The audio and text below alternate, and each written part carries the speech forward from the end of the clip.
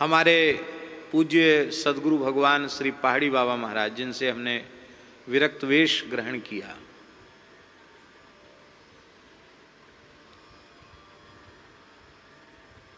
तो उनकी आज्ञा से जब इस दास को वेश मिला, उनकी कृपा से, तो महाराज जी ने हमको कह दिया था, भक्तमाली जी ने, कि उनको कहना कि अब आप जो आज्ञा करेंगे वही हम, जैसे आप कहेंगे वैसे ही हम रहेंगे।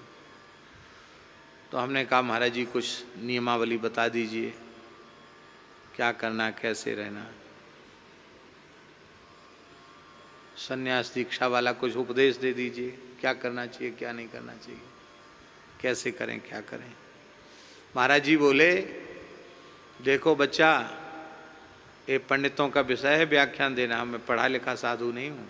हाँ, बचपन में घर द्वार छोड़ा ही साधु बन गए, और यहाँ सबसे पहले आए स्थान में, तो गुरु महाराज ने सबसे पहले तो गौ सेवा में लगा दिया। बोले गौया का गोबर उठाओ, तो सानी बनाई, गोबर उठाया, गैया चराई, पल्ली पार गैया चराने जाते थे। संजा को लेके आते, कुछ समय गैया चराई, गौ सेवा करी। बाद में बोले देखो भाई, ब्रह्मर्षि बालक हो, अब रसोई में भर्ती हो जाओ। तो ठाकुर जी के रसोईया बन के रहे। सो पलटा चढ़ाए, चलाए, लंगड़ पे बैठे। ये दूसरी क्लास हमारी हुई, दूसरी कक्षा। और बोले तीसरी कक्षा हमारी हुई कि हमको पुजारी बना दिया, पुजारी हो गए। और कुछ समय तक पूजा करने के बाद गुरु महाराज ने आदेश दिया कि बच्चा, पढ़े पढ़े साधु नहीं बनोगे, जाओ चारों कोट घूम के आओ, देशकाली साधु बनो, घूम के आओ, जाओ। नियम क्या है? महाराज जी कहते हमारे गुरुजी ने हमको नियम दिया था घूमने में, वाहन पर नहीं चढ़ोगे, पहला नियम, पैदल चलना। दूसरा नियम, द्रव्य का स्पर्श नहीं करोगे, पैसा नहीं छुओगे। तीसरा नियम, चूड़ी का धोवन नहीं पियोगे। चूड़ी का धोवन जानते हैं? नहीं जानते, साधुओं की भाषा है। माताएं आटा लगाती हैं तो कुछ न कुछ आटा, कुछ न कुछ बेसन इनमें लग जाता है चूड़ियों में, फिर उसको कुछ न कुछ अंश उसका धुल के आ जाता है कि नहीं। माने अपने हाथ से बना के पाओगे, अपने धूना का टिक्कड़ बना के खाओगे। चूड़ी का धोवन नहीं पीना, और 2 रात से अधिक एक जगह रुकना नहीं। अब पैदल चलो।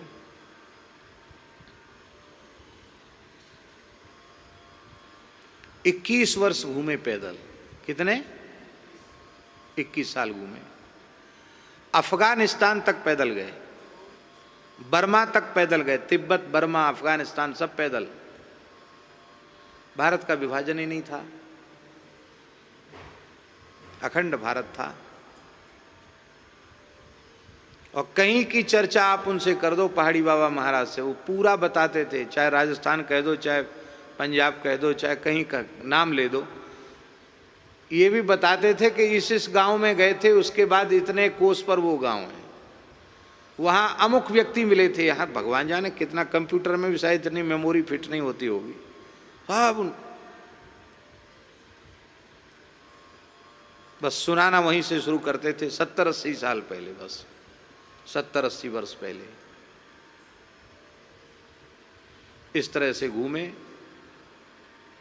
घूम फिर के आए। तो बोले बस अब बैठ जाओ। और कहते हमको कोई महंत नहीं बनाया था, ऐसी वहाँ सेवा में थे। एक बूढ़े महात्मा आए, ऐसी चर्चा चलने लगी। तमाम साधु थे, खाक चौक की बात है। तो किसी ने कहा भाई पहाड़ी बाबा की गद्दी पे कौन बैठेगा। लेकिन ऐसे अभ्यागत संत थे, कोई वहाँ के संत नहीं थे, ऐसे ही घूमने फिरने वाले बड़े बूढ़े संत थे। उन्होंने कहा कि महाराज जी ये आपका पुजारी है ना, इसी को बना देना। क्या कहा? ये पुजारी है, इसी को बना देना। तो महाराज नहीं कर पाए, महाराज जी तो पहले ही चले गए। पर जिन लोगों ने सुना कि पुजारी को बना देना, तो महाराज जी कहते वो गुरु महाराज का वचन, हमको फांस दिया लोगों ने। तब बोले पैर में चक्की बंध गई, नहीं तो घूमने में बस घूमते घूमते घूमते घूमते घूमते ही रहे। किस सन में महंत बने? 1932 में खाक चौक के महंत पद पर बैठे।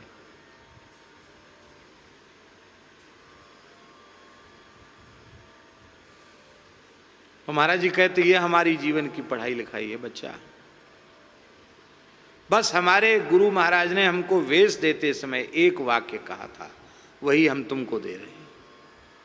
उन्होंने कहा था बच्चा ये भेष भगवान का है, हम लोग भगवान के दास हैं, ऐसा कोई काम नहीं करना कि भेष लजा जाए। इस भेष को लजाना नहीं, इसको पुजाना। माने ऐसा काम करना कि इस भेष भगवान के प्रति लोग श्रद्धा रखें, लजाओ ऐसा काम नहीं करना। यही वाक्य गुरु महाराज ने हमको दिया था, यही हम तुमको दे रहे हैं, भेष लजाना नहीं बस।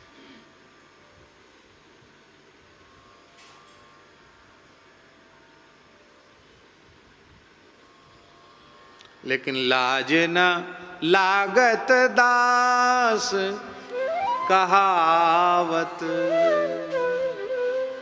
हमको लाज नहीं लगती, दास कहावत। सब लोग हमको दास कहते हैं, पर ईमानदारी से हम भगवान के दास नहीं बन पाए, तो लज्जा आनी चाहिए। क्यों दास नहीं बन पाए? लज्जा नहीं आती है, क्यों? ऐसी कौन सी बात है जिसके लिए कहते हैं कि लाज न लागत दास कहावत? तो उसका उत्तर दे रहे हैं, सो आचरण बिसारी सोच तजी, जो हरि तुम कह भावत, लाज न लागत दास कहावत।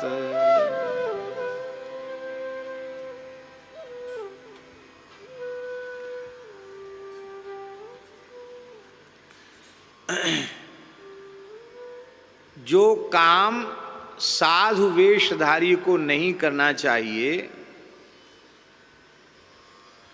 वो काम कथनचित कुसंस्कारवश, प्रारब्धवश, धोखे से अथवा कुसंगवश बन गया है, हो गया है, तो उसके लिए शोक करना चाहिए।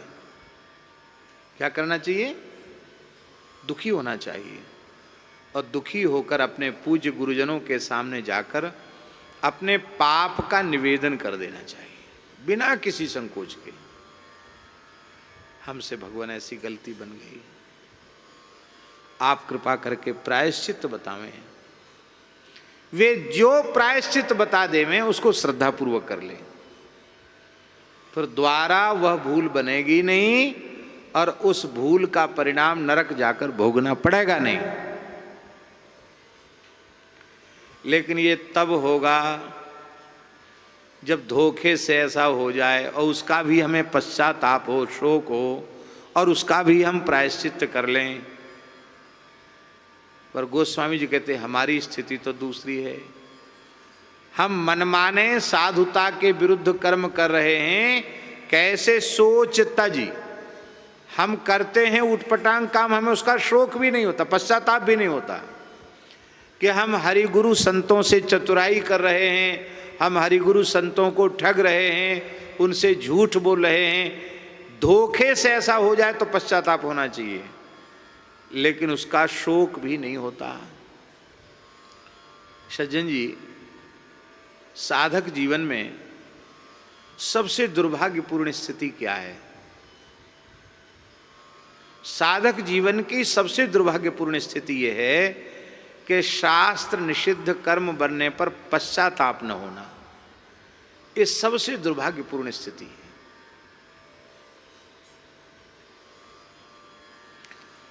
आपका कपड़ा बहुत सफेद है,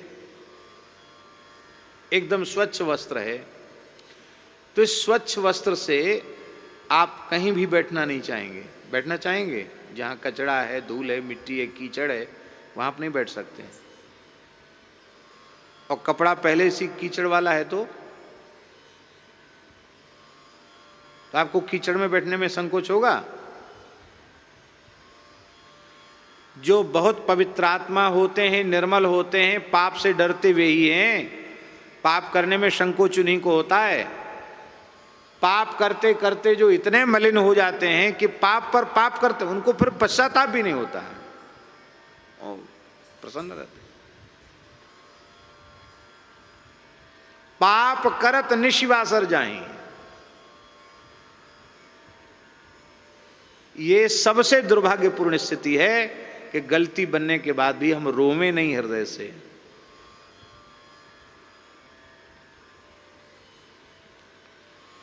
हम साधुता के विरुद्ध आचरण करते हैं और सोच भी नहीं करते हैं। जो आपको अच्छा नहीं लगता वही हम दिन रात कर रहे हैं। आपको दंभ पाखंड अच्छा नहीं लगता, आपको छल कपट अच्छा नहीं लगता, आपको झूठ प्रपंच अच्छा नहीं लगता, किसी को ठगे ये काम आपको अच्छा नहीं लगता है। भगवान का वचन है महाराज जी, श्रुति स्मृति ममई वाग्ये।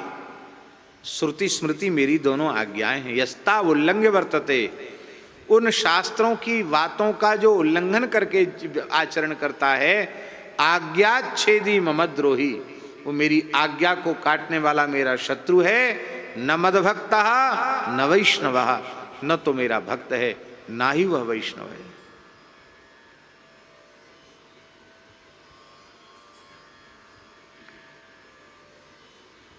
अब तो महाराज जी वेश के प्रति भी लोगों की मर्यादा नहीं रह गई।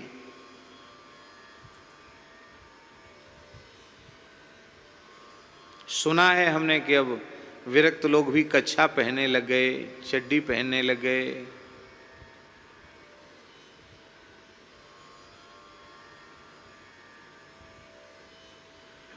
अरे भाई, गुरु महाराज ने जब हमें वेश दिया था तो क्या दिया था? चड्डी बनियान दिया था कि कुर्ता पैजामा दिया था कि धोती कुर्ता दिया था? क्या दिया था? गुरु महाराज ने वेश दिया तो हमें अचला लंगोटी दिया। क्या दिया? इसका मतलब है अचला लंगोटी गुरु प्रदत्त वेश है, और जो गुरु महाराज ने दिया उसी को जीवन भर धारण करना चाहिए, मन माना नहीं। आचरण तो है ही नहीं, कम से कम वेश तो वेश भी नहीं है। सो आचरण विसारी सोच तजी, जो हरि तुम कहाँ भावत। जो आपको प्रिय लगता वो तो हम करते ही नहीं, और जो आपको प्रिय नहीं लगता वही करते हैं।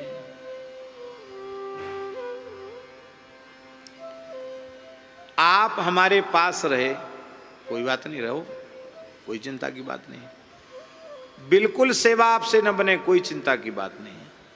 किंतु हमारा मन जिसको देखकर प्रसन्न होता वैसा काम आप करेंगे तो हमारी प्रसन्नता प्राप्त होगी। और भले ही आप खूब खटें सेवा में, काम खूब करें अपने शरीर से, लेकिन हमारे रुचि और हमारे विचारों के, हमारे सिद्धांतों के खिलाफ आप चलें तो आप कभी भी हमारे प्रेम पात्र, प्रिय पात्र नहीं बन पाएंगे। हम क्रियात्मक रूप में खूब सब कुछ करें, दिखावे के रूप में साधन, लेकिन भगवान को जो प्रिय लगता है वो हम न करें तो हम चाहे जो कुछ करें तो भी हम भगवान के प्रिय पात्र नहीं बनेंगे। कल की बात है या परसों की बात है? परसों। वेशधारी हरि के और साले कब बोला था? परसों बोला था कि कल। भगवत रसिक जी का पद है, सांच बिना हरि हाथ नावे, सब रहनी है ढीली, वेशधारी हरि के उरसाले।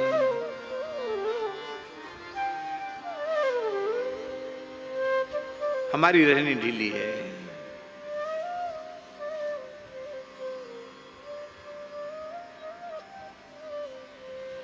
तब प्रश्न उठा कि जो हरि तुम कहाँ भावत, आपको जो प्रिय लगता है, तो आपको प्रिय क्या लगता है, इसकी चर्चा अगली पंक्ति में कर रहे हैं।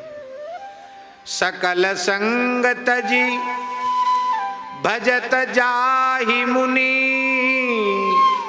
जप तप जाग बनावत,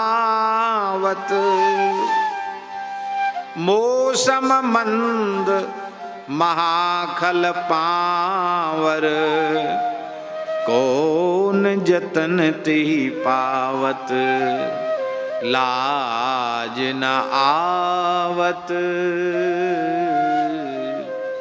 दास कहावत।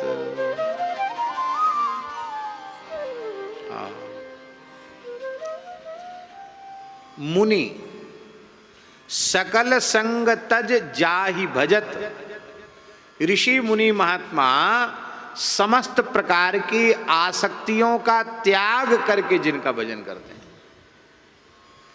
इसका मतलब है आसक्ति के त्याग के बिना भजन संभव नहीं है। आसक्ति सहित जो भजन होगा ना, आसक्ति भगवदासक्ति नहीं, विषयासक्ति। विषयासक्ति के रहते हुए आप भजन करेंगे तो आपका भजन भी विषय बन जाएगा।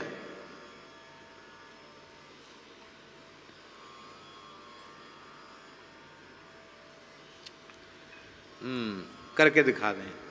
सीताराम सीताराम सीताराम सीताराम सीताराम, बेटी को ब्याह है जाए, सीताराम सीताराम सीताराम सीताराम, अच्छा घर मिल जाए, सीताराम सीताराम सीताराम, अच्छा बड़ी नौकरी वाला जिसमें ऊपर की कमाई हो, सीताराम सीताराम सीताराम, बहुत दूर भी नहीं, पास में होना चाहिए, सीताराम सीताराम सीताराम।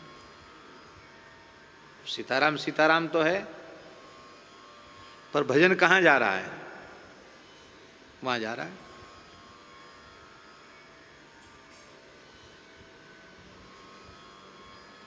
एक एक नाम श्री ठाकुर जी के चरणों में जाए।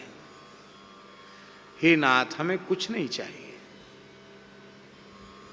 केवल और केवल आपके युगल चरण कमल चाहिए, कुछ नहीं चाहिए। जो कुछ आपने कृपा करके दिया है यह भी ले लो, केवल आप अपने युगल चरण कमल हमको दे दो।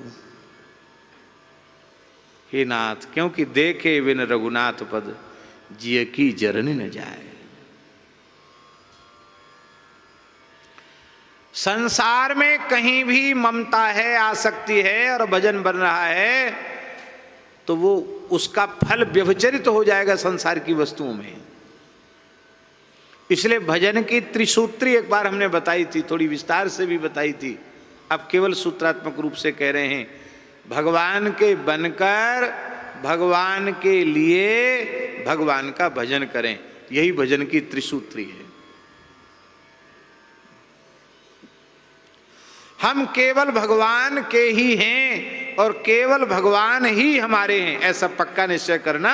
ये भगवान के बनकर, भगवान के लिए न भोग चाहिए और न मोक्ष चाहिए, अर्थ न धर्म न काम रुचि गति न चहो निर्वाण, जन्म जन्म रति राम पद यह वरदान नान। कुछ नहीं चाहिए। सीता राम चरण रति मोरे, अनुदिन बढ़ई अनुग्रह तोरे। यह है भगवान के लिए। और भगवान का भजन करें, देवतांतर का नहीं, भगवान का भजन करें। क्योंकि प्रेम गली अति सांकरी, या में द्वे न समान। हम मने नहीं कर रहे हैं, कात्यायनी पूजन का निषेध बिल्कुल नहीं कर रहे हैं। ब्रज कुमारिकाओं ने कात्यायनी भगवती देवी का पूजन किया और वरदान मांगा, नंद गोप सुतम देवी पतिम में कुरुते नमः कात्यायनी महामाये महायोगिन्यधीश्वरी, नंद गोप सुतम देवी पतिम में कुरुते नमः। सबको भगवान मिले पति रूप में कि नहीं मिले? मिले? मिले। कितने दिन बाद मिले? अगहन पूर्णिमा को भगवान ने वरदान दिया था। अगहन पूर्णिमा को भगवान ने वरदान दिया था, मार्गशीर्ष मास की पूर्णिमा को, और शरद पूर्णिमा पे महाराज किया। गिनती करो कितने हुए? पूरा अगहन, पूष, माघ, फाल्गुन, चैत्र, वैशाख, जेठ, आषाढ़, सावन, भादो, कुवार, 10 महीने की प्रतीक्षा करनी पड़ी गोपियों को। क्या उनकी पात्रता में कमी है?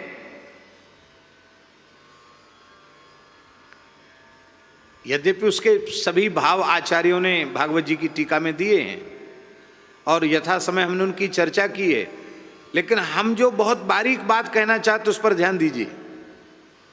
हम ये कहना चाहते हैं कि गोपियों ने ये करके दिखाया कि यदि हम सीधे कृष्ण का भजन करती तो सीधे मिल जाते, 10 महीने की प्रतीक्षा नहीं करनी पड़ती। एक वाया और एक सीधे।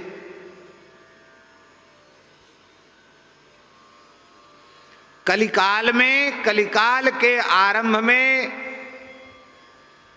तमिलनाडु प्रदेश में, दक्षिण भारत में विष्णु चित्ती आलवार की पुत्री गोदाम्बा जी,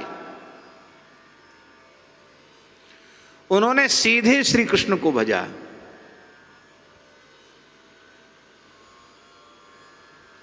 सोलहवीं रात्रि में भगवान की लीला में प्रवेश हो गया, महाराष्ट्र में प्रवेश हो गया उनका, जिनको रंगनायकी कहा जाता। रंगनायकी क्या कहा जाता है? श्री गोदा रंगनायकी, रंगनायकी, रंग भगवान की नायकी है, उनकी प्रियतमा है।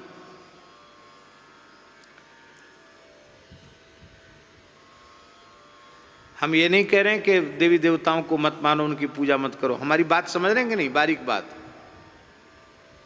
भगवान का ही आश्रय, अनन्य आश्रय।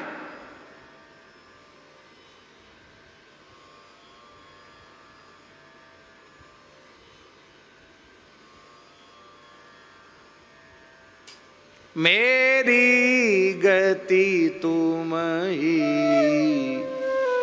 न और तोष पाऊं। मेरे गति तुम ही, न और तोष पाऊं। चरण कमल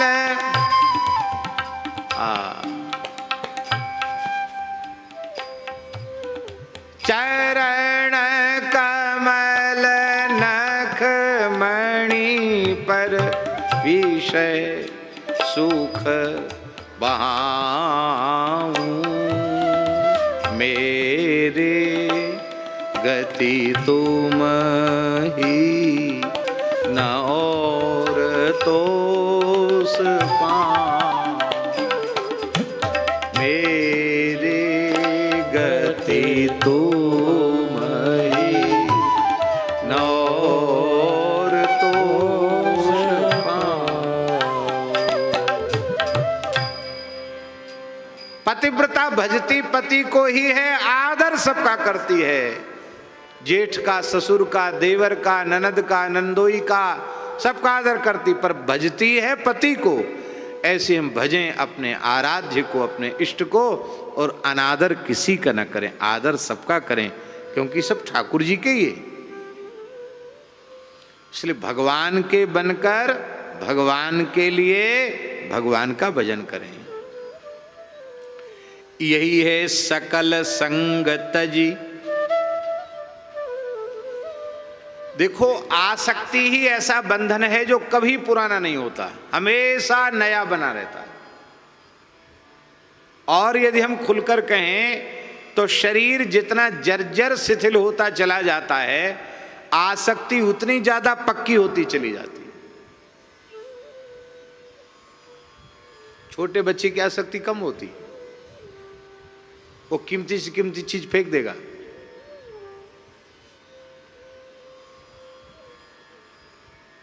और ज्यों-ज्यों बुढ़ापा आवे आसक्ति कैसी होती है। हमारे महाराज जी सुनाते थे, एक वृद्ध महानुभाव अंतिम श्वास गिन रहे थे, सन्निपात हो गया था, बात पित्त कफ गला अवरुद्ध हो गया, कंठे घुरघुराए थे, वो ऐसे कर रहे थे। लड़कों ने सोचा कि बाबूजी ने कहीं गाड़ के रखा होगा, शायद बता नहीं पाए हैं इसलिए इशारा कर रहे हैं। एक अच्छे वैद्य को बुलाया, इनके गले में कफ अटक रहा है, बोलना तो चाहते पर बोल नहीं पा रहे हैं। बोले हाँ बिल्कुल ठीक बात, सन्निपात है, कफ निकले तो बात बने। तो उसने बहुत सिद्ध रसायन मकरध्वज युक्त कोई रसायन दिया, सिद्ध मकरध्वज, वो बस बलगम सब निकल गया। जैसे बलगम निकला, कंठ खुला, बोलने की ताकत आ गई। पुत्रों ने कहा, पिताजी कहाँ गाड़ के रखा बता दो। तो उन्होंने कहा, रे मूर्खो, जितना था उतना तो जीते जी हमने दे ही दिया तुमको, सबके हिस्से भी अलग अलग कर दिए।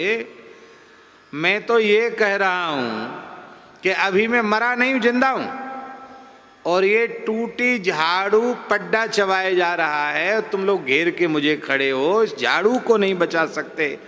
हाय रे हाय, मैं तो लुट गया। तुम झाड़ू नहीं बचा सकते तो इतना बड़ा मकान, संपत्ति, जमीन जायदाद कैसे बचाओगे। और झाड़ू नष्ट हो गई, इस वियोग में उसके प्राण चले गए।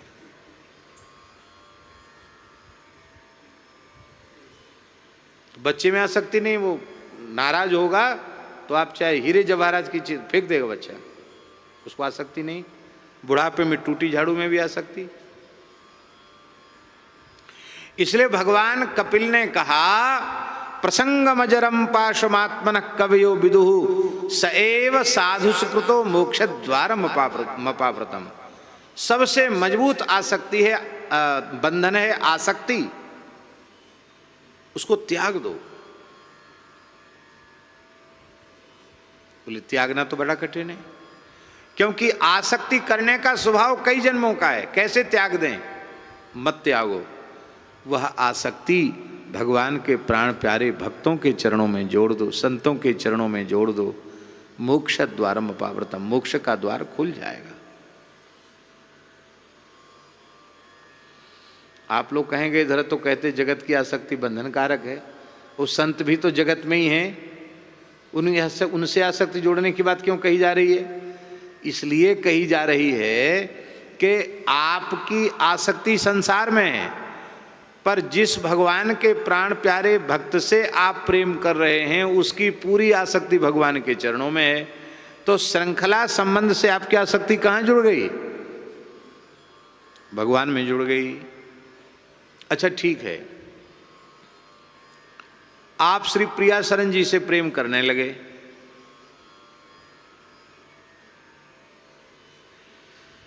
तो प्रेम प्रिया शरण जी के पास बार बार जाएंगे तो क्या देंगे आपको?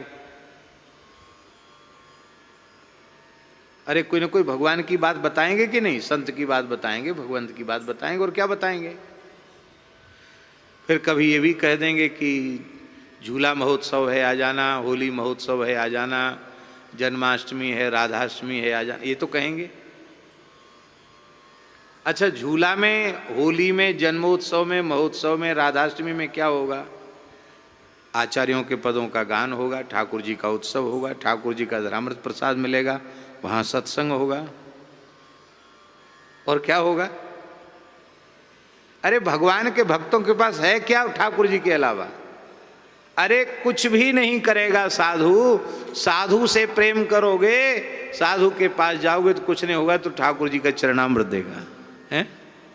अकाल मृत्यु हरणम सर्व व्याधि विनाशनम विष्णु पादोदकम पीत्वा पुनर्जन्म न विदिते। लो साहब, भगवान का प्रसाद देगा, चरणामृत देगा। और कथनचित कोई एक बात भगवान की बता दी तो तुम्हारा काम बन गया। इसी को कहते हैं श्रृंखला संबंध। श्रृंखला संबंध से हम संत से जुड़े और संत भगवंत से जुड़े, तो हम जिन भगवान में आसक्ति करना चाहते हैं पर सफल नहीं हो पा रहे हैं, पर संत के संग से भगवदासक्ति सहज हो जाएगी।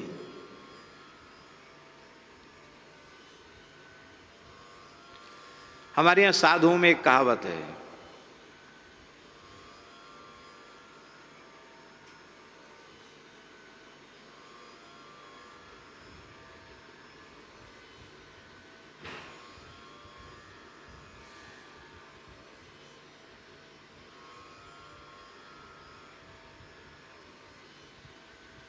कहावत ये है कि रामानुज स्वामी जी से किसी ने पूछा कि आप एक शब्द में अपना सिद्धांत बताओ। उन्होंने कहा प्रपत्ति। क्या कहा? प्रपत्ति। श्री निम्बारकाचार्य जी से पूछा कि एक शब्द में आप अपना सिद्धांत बताओ। उन्होंने कहा आसक्ति। क्या कहा? उन्होंने कहा प्रपत्ति। और श्री निम्बारकाचार्य भगवान ने क्या कहा? युगल प्रियालाल में आसक्ति, युगल प्रियालाल के जनों में आसक्ति, गुरु गोविंद और संत में आसक्ति। आसक्ति के बिना लाड़ कैसे लड़ाओगे? सेवा कैसे करोगे? सेवा सुख कैसे मिलेगा?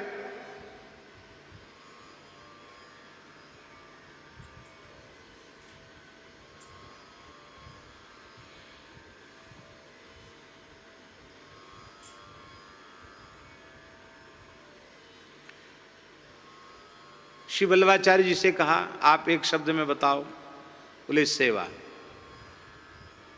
वल्लभ कुल की सेवा, महाराज क्या कहना, बड़ी लाड़ चाव की सेवा।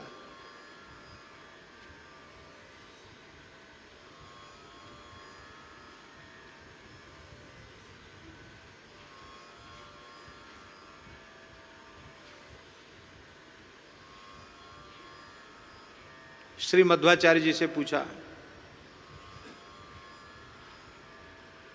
आप बताइए। उन्होंने कहा स्मृति। क्या कहा? स्मृति माने निरंतर भगवान की याद बनी रहे, नाम जपते रहो, स्मरण करते रहो। मध्वाचार्य जी का मत स्मृति। आसक्ति, प्रपत्ति, स्मृति, सेवा।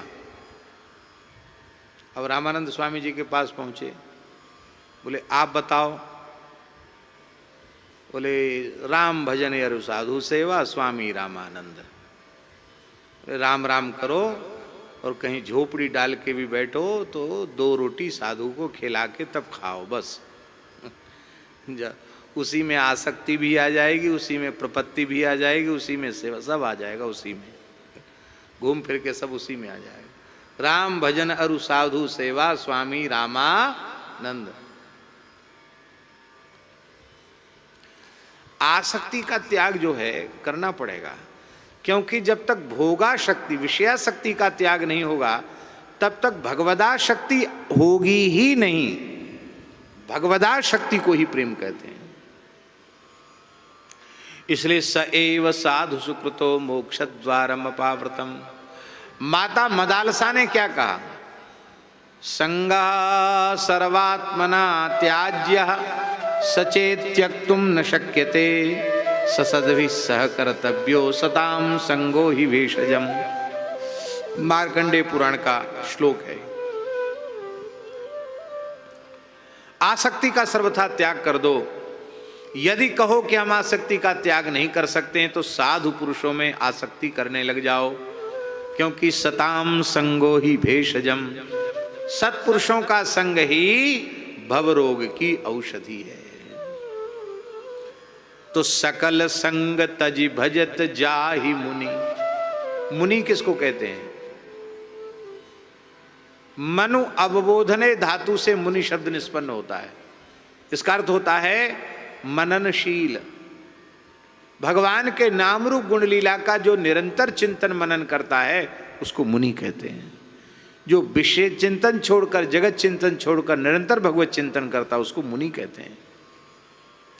ऐसे मुनि लोग सारी आसक्तियों का त्याग करके भगवान का भजन करते हैं। तो भजन में क्या करते हैं? बोले जप।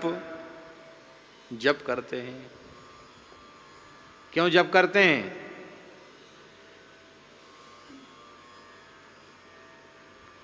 खर्च तो बिल्कुल भी न लगे, एक कौड़ी का भी, और मुनाफा पूरा हो, और खर्च पूरा लग जाए, तमाम लोगों की सहायता भी लेनी पड़े, और मुनाफा हो नहीं घाटा हो जाए। ऐसा काम करेंगे आप? एक कौड़ी खर्च ना हो, किसी सहयोगी की अपेक्षा ना हो, और मुनाफा पूरा हो जाए। ये काम अच्छा है कि तमाम सहयोगों की जरूरत है और मुनाफा हुआ नहीं, घाटा लग गया, बदनामी और ऊपर से हो गई।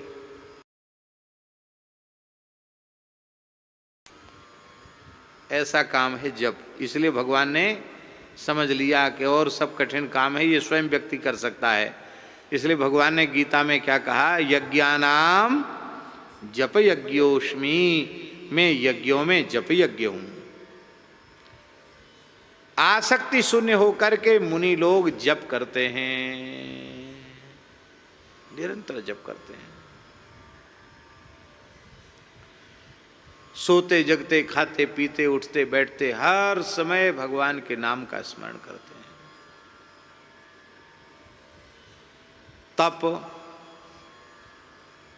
तप करते हैं भजन करने के लिए। तप किसको कहते हैं? एक तो मनमाने तरीके से शरीर को दंड देना, पीड़ा पहुंचाना, एक तो वो है जिसको गीता जी में भगवान ने कहा कि करशेन्था शरीरस्थम भूतग्राम मचेत शाह। आगे क्या है?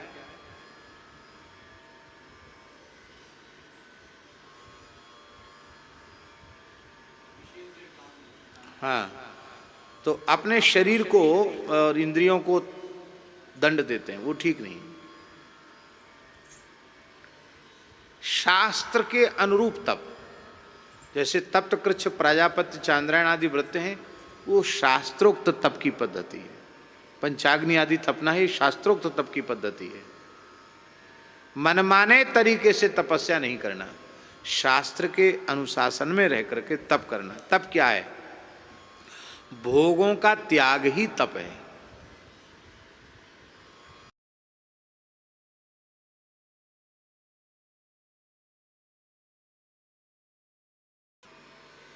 एक बहुत प्यारी बात श्रद्धेय स्वामी राम सुखदास जी के प्रवचन में सुनने को मिली। ये बात सुनने को मिली कि एक तो होती है कामना, इच्छा, और एक होती है आवश्यकता। तो आवश्यकता की जो पूर्ति है वो कामना के दायरे में नहीं आती। आवश्यकता की पूर्ति कामना के दायरे में नहीं आती। जैसे आपको भूख लगी है, हम आपको व्याख्यान दें कि आप संतोष धारण कीजिए। अब भैया पेट में तुझ बिलैयाँ लौट रही हैं, अब संतोष धारण कहाँ करें भैया? संतोष को कहाँ से ले आवे संतोष है? तो भूख लगी है और भोजन न करें ये ठीक नहीं। क्यों? वो आवश्यकता है ना शरीर की, शरीर मांग रहा है, शरीर को आप दे दो। प्यास लगी है, अब कहो कि अरे क्या है ये सब भूख प्यास, कुछ नहीं है। अरे आप तो ज्ञान गंगा में गोता लगाते हैं, आपके घटे में ज्ञान गंगा है, भरो एक कमंडल पी जाओ। बोले भैया ये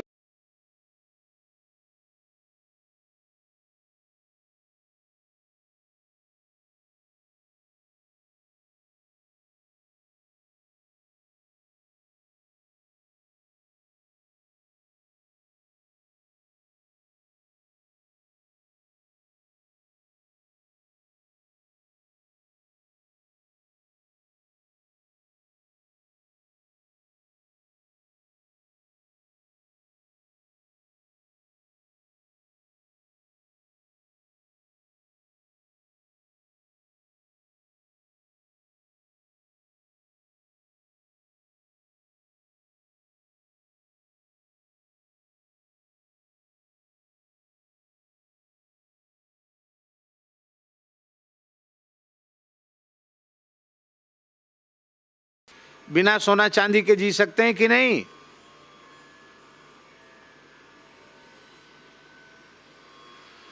तो सोना चांदी रुपया पैसा वो आवश्यकता नहीं है, वो कामना है, धन की कामना है। और आवश्यकता की पूर्ति तो होती है पर कामना की पूर्ति नहीं होती है। यत पृथिव्याम ब्रीह्यव हिरण्यम पशव स्त्रिया, सारी धरती का अन्न एक व्यक्ति को मिल जाए, सारे धरती की स्त्रियां एक व्यक्ति को मिल जाए, सारे धरती का सोना चांदी हीरा जवाहरात एक व्यक्ति को मिल जाए, तो भी उसकी कामना पूरी नहीं होगी।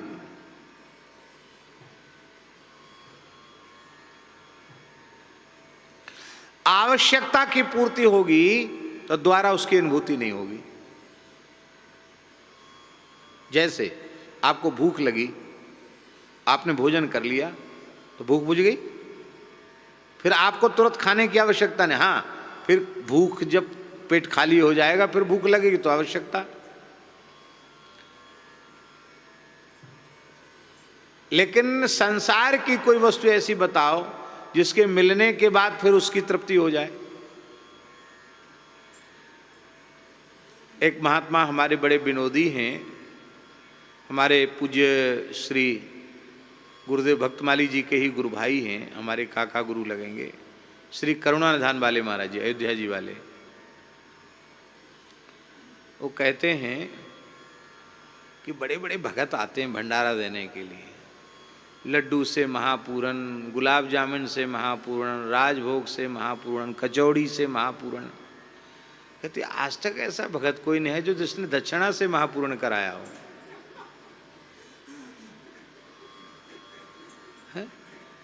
है? क्योंकि दक्षिणा मिले ये कामना है, कामना की पूर्ति तो होती नहीं। आप सवेरे से शाम तक बांटते रहो, लोग बैठे रहेंगे।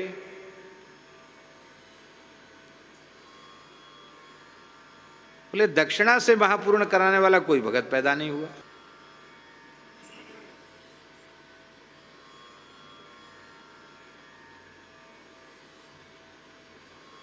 ठीक इसी प्रकार से जैसे शरीर की आवश्यकता अन्न जल वस्त्र आदि है, ऐसे ही जीवात्मा की आवश्यकता परमात्मा की प्राप्ति है। लिखने योग्य बात है। जैसे शरीर की आवश्यकता अन्न जल वस्त्र है, ऐसे ही जीवात्मा की निजी आवश्यकता भगवत प्राप्ति है। भगवत प्राप्ति हो जाने के बाद संसार की चीजें तो ऐसी हैं कि भूख लगी, अन्न की आवश्यकता हुई, और आवश्यकता की पूर्ति के बाद फिर आवश्यकता की अनुभूति हो गई। संत कबीर जी कहते हैं, साझ खवाय विदा कर दीनी, साझ खवाय विदा कर दीनी, होत ही प्राप्त कहत कबीर सुनो भाई साधो, मौत ते भूख बड़ी, मौत ते भूख बड़ी। संध्या को खिला पिला के जाओ, पधारो देवी, पेट भर गया सो गए, सवेरे झाड़ा गए, पेट साफ हो गया, लाओ फिर खाएंगे। पर भगवत प्राप्ति होने के बाद भिद्यते हृदय ग्रंथि, छिद्यन्ते सर्व संशया, क्षीयन्ते चास्य कर्माणि, तस्मिन् दृष्टे परावरे।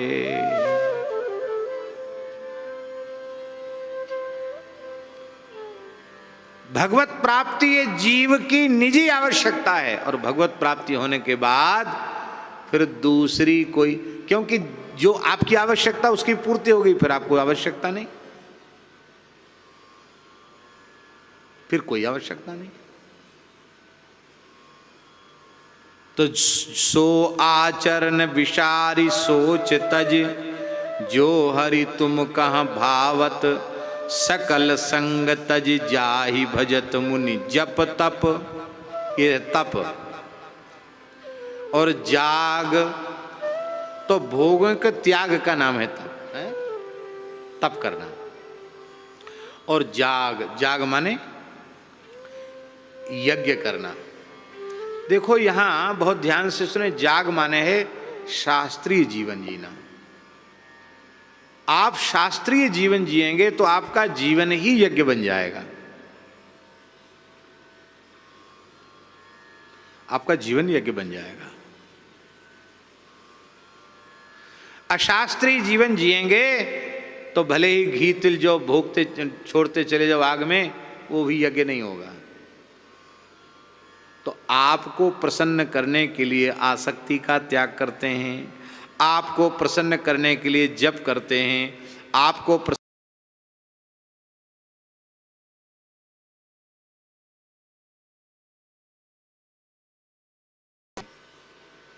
यही निर्जला एकादशी भगवान माघ शुक्ल एकादशी को बना देते अथवा पौष शुक्ल एकादशी को बना देते तो महाराज तमाम लोग कहते कि भैया हम भी निर्जला करेंगे। ठंडी में तो कोई परेशानी नहीं होती, पानी के बिना रह जाओ। ओ महाराज भयंकर गर्मी, जेठ की दोपहरी, और निर्जला वालों का एक दिन पहले से खाना पीना बंद। खाना पीना तभी निर्जला हो पाएगा, तो अन्य की गर्मी रहेगी, दूसरे दिन प्यास ज़्यादा लगेगी। दसवीं को एक समय पाओ, गंगा दशहरा को, फिर निर्जला एकादशी, संध्या से सूर्यास्त के बाद जल लेना बंद कर दो। रात में जल नहीं लेना, सवेरे जल नहीं लेना, दिन भर जल नहीं लेना, फिर रात भर जल नहीं लेना। इसके बाद द्वादशी को फिर किसी वैष्णव को, ब्राह्मण को, साधु को बढ़िया सुंदर सुमिष्ट गंगा जल का शरबत पिला करके ठाकुर जी को भोग लगा के ठंडाई पिलाओ। इसके बाद फिर पारण करो, चरणामृत लेकर, भगवत चरणामृत लेकर पारण करो। तो कठिनाई होती कि नहीं होती?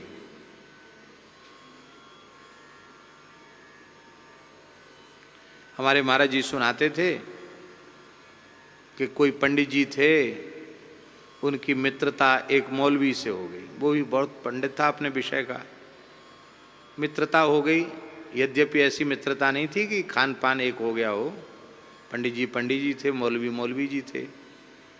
पर पंडित जी से रोज मौलवी पूछता, आपके यहाँ त्यौहार बहुत हैं, आज कौन सा त्यौहार है? बोले आज दशहरा है। आज क्या किया जाता? बोले आज पान खाया जाता है, आज हलवा पूड़ी खीर भगवान को भोग लगता है, कच्ची चीज़ भोग नहीं लगती आज। अच्छा, वहाँ तो अपने घर में जाके वो कहता यही चीज़ बनाओ, आज अमुक त्यौहार है। तो होली पे क्या खाया जाता? दीपावली। यहाँ तो रोज़ व्यंजन बनते हैं। होली पे ये गुजिया बनेगी, तो इस समय रसभरी बनेगी, बूंदी के लड़ुआ बने। अन्नकूट पे तो क्या कहना, 56 भोग। अरे बोले भाई गजब है, तुम्हारे हिंदुओं में जब देखो तब बढ़िया बढ़िया चीज़ खाते हैं त्यौहार के नाम पे, वाह। तो पंडित जी एक दिन पहले बता देते हो कल क्या है? कल बोले निर्जला एकादशी। क्या कल क्या चीज़ खाई जाती? बोले कल तो पानी भी नहीं पिया जाता। बोले तो हम लोग भी करते हैं रोज़ा, दिन में पानी नहीं पीते, लेकिन सवेरे 4 बजे बढ़िया भोजन कर लेते हैं। बोले नहीं, एक दिन पहले से, और रात भर भी, फिर एक दिन बाद तक। बोले तो ये हम नहीं करेंगे। अरे बोले तो बहुत भारी पाप होगा आपको, आपने साल भर तक किया, ये नहीं करोगे? ये कर लो भाई, साल भर आपने सब व्यंजन बना बना के खाए, तो ये त्योहार क्यों छोड़ोगे? अब ये भी कर लो।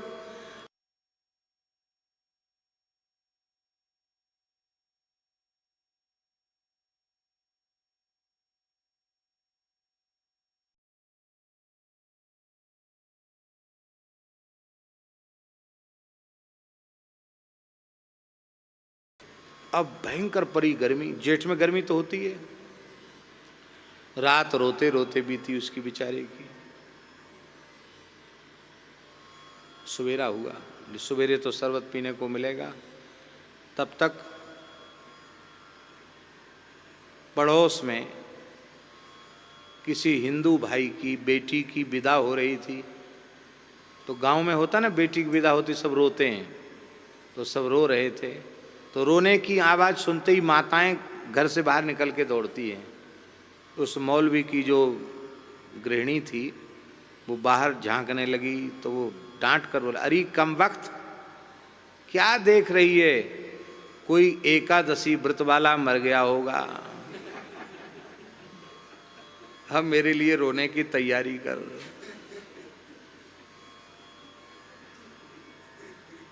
तो अब देखो, साल भर पानी पियो और एक दिन पानी ना पियो तो भोग का पानी का त्याग के उसमें क्लेश हुआ ना, उसी का नाम है तप। उस क्लेश से पापों का नाश होता है, शास्त्रीय तप। राम जी अयोध्या सकुशल लौट के आवे, 14 वर्ष तक अयोध्यावासी व्रत करते हैं, तप करते हैं, जप करते हैं। राम जी सकुशल लौट के आवे। जाग यज्ञ भी हम नहीं करते हैं, जप तप जाग बनावत। और हमारी स्थिति क्या है? बोले मौसम मंद महाखल पावर। मेरे जैसा मतिमंद महाखल पावर जो न जप करता, न तप करता, न यज्ञ करता, न आसक्ति का त्याग करता, तो इन दोषों का त्याग किए बिना प्रभु प्राप्ति कैसे होगी? सकल संग तजी भजत जाहि मुनि। सकल संग तजी भजत जाहि मुनि। जप तप जाग बनावत। जप तप जाग बनावत। मौसम मंद महाखल पावर। मौसम मंद महाखल पावर। कौन जतन तेहि पावत। कौन जतन तेहि पावत। लाज न आवत दास कहा। लाज न आवत दास कहा।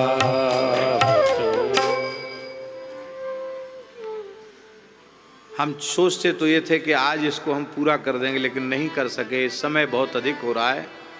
यहीं विराम करते हैं। इस पद की चर्चा हम लोग कल गंगा जी के तट पर करेंगे, ठीक है?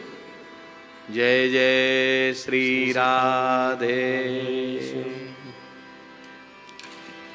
गोविंद, जय जय गोपाल, जय गोविंद, जय जय गोपाल, राधा रमण हरि गोविंद, जय जय राधा रमण हरि गोविंद, जय जय गोविंद, जय जय गोपाल, जय जय गोविंद, जय जय गोपाल, जय जय राधा रमण हरि गोविंद, जय जय राधा रमण हरि गोविंद, जय जय गोविंद, जय जय गोपाल, जय जय गोविंद, जय जय गोपाल, जय जय श्री श्री राधे।